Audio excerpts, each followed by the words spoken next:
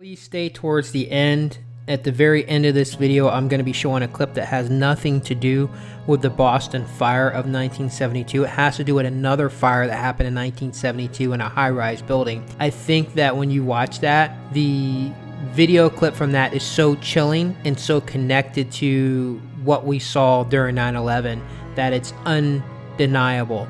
So yeah, if you watch to the end, you'll see that clip. I'm going to put that at the very end of this video for those who don't really want to see it. You know, you can just, stop when it starts at that point, when it starts talking about another 1972 high-rise fire. Firefighter Richard McGee, a hero, still remembered on these very walls. I came here with him as a child, and he would slide down the pole with us, and I was so proud of what he did. On Father's Day 1972, Anne was 9 years old. Her father left for work early. He knew his brothers needed him. He drove off that day, and we just never saw him again. 9 firefighters, now honored in this memorial, lost their lives when the Vendome collapsed without warning. Hey, what's up everybody? Radex here, the one from 72, the ultra neutral, and today we're going to be talking about a link of the 1972 fire department and the 9/11. Yes, the fire department is also part of the time hack from 1972. Earlier today, I was rewatching my video on the 9/11 and all those connections between 1972. And I was just like, there's got to be something that happened that was historic with the fire department. So I literally just typed in historic fire 1972. And lo and behold, the most notable fire department in America, other than after the 9/11 one, because we know that 9/11 completely shined this big light on the dangers of everything that happens with the fire department, and because we saw how many firefighters died in 9/11, which I think was over 300 firefighters that died that day.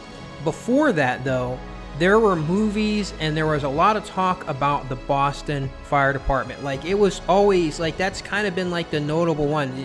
When you say Boston, everything thinks, your cousin from Boston, but anyhow, it's always been the Boston Fire Department. That's always been a big deal, and I never known why. I think that movie Backdraft was about the Boston Fire Department, and there's been other movies about the Boston Fire Department, and it's been on TV shows where they talk about, the Boston Fire Department. It's always been Boston. It's always been their fire department. You don't hear about other fire departments other than after 9/11. Now it's, the New York Fire Department, but before then, it's always been the Boston Fire Department. Well, that was because of the year 1972 and what happened.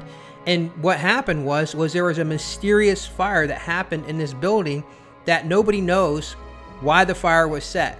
But yet 9 firefighters perished in that fire, and they perished in a collapsed building.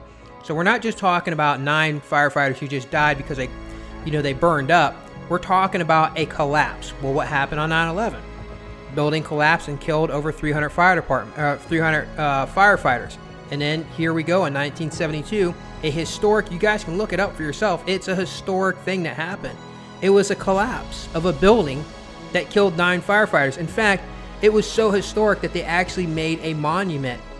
Just like they did New York for the firefighters and the people that were lost there. Well, they made a monument in Boston that you can go to, downtown Boston, which has a monument for these firefighters that died in 9/11. So I started doing more research. I'm like, okay, so that's 9. Where's the 11, right? So I'm looking okay, so there's 9 firefighters that perished that day. There's got to be an 11 somewhere in there. And I don't want to get too much into the numbers as per se. But if you look right here, where it talks about the aftermath in the Wikipedia, where it talks about the aftermath of what happened after that fire happened, you can see where the fire chief was talking about the awful events that happened that day. But when you get down to the bottom, because it happened on June 17th, which is bizarre because it happened on June 17th, right? 1972. Well, there were 17 firefighters that were trapped in the building. When it collapsed, 9 of them died.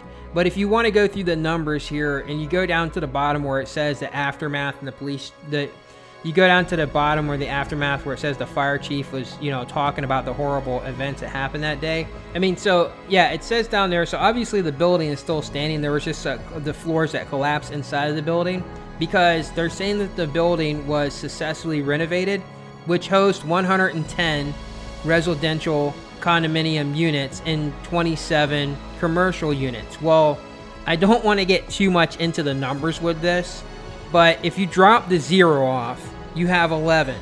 If you take the 27 and you turn that around, you got 72. So 9 firefighters died in a building that ended up hosting 110 residential condominiums after it was renovated, and 27 commercial units. So literally, there's the number 11 right there.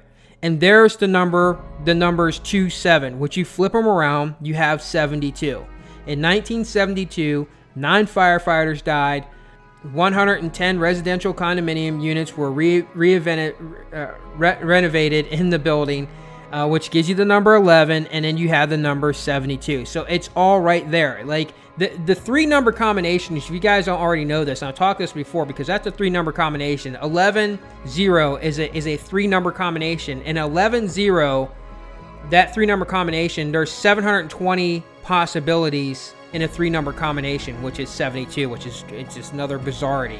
Like, I swear, it's almost like a matrix in some ways. But yeah, it's a 3-number combination.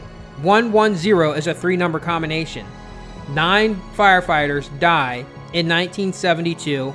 A 3-number combination of the renovation of the building was 110, 9/11, and then 27 commercial units. You turn that around, you have 72. So yeah, it's just another one of these things that are bizarre. It's a historic thing that what happened here. In fact, I am pretty sure that fire departments all over America studied what happened in the Boston fires and that historic fire in 1972, and it probably changed policies across all over America.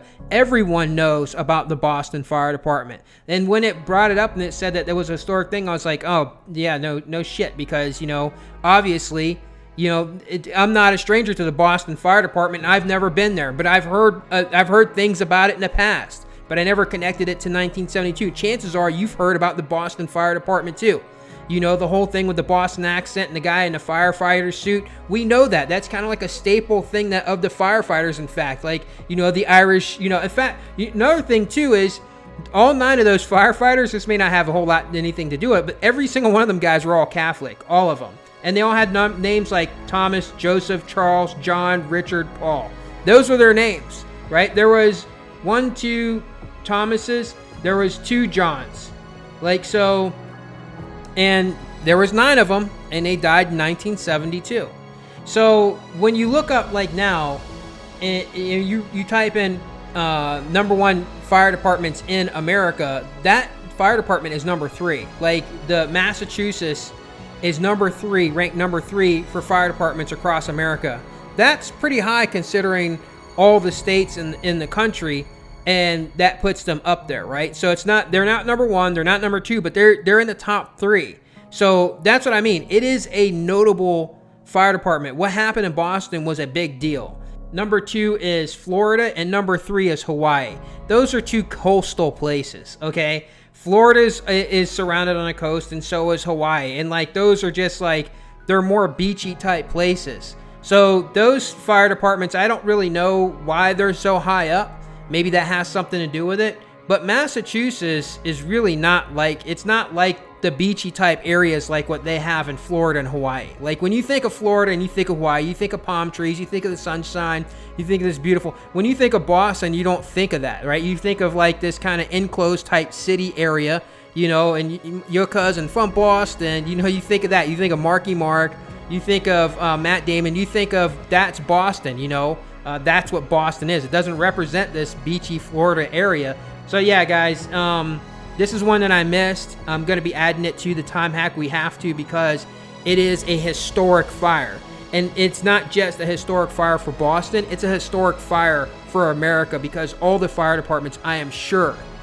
And if you work for the fire department, if you've been in the fire department, leave a comment, talk about it. I am sure that most fire departments and people who are firefighters know about the Boston fires and about the Boston firemen. Well, 1972 was the most historic fire in Boston. And with that, enjoy the rest of the time that you guys have left. So behind me is a monument to a very tragic fire in Boston, which occurred on June 17th, 1972. And on that day, it was a Saturday, there was a report of a fire centering in the floors, 4th and 5th floor of the 6th-story hotel on Dartmouth Street in the Back Bay.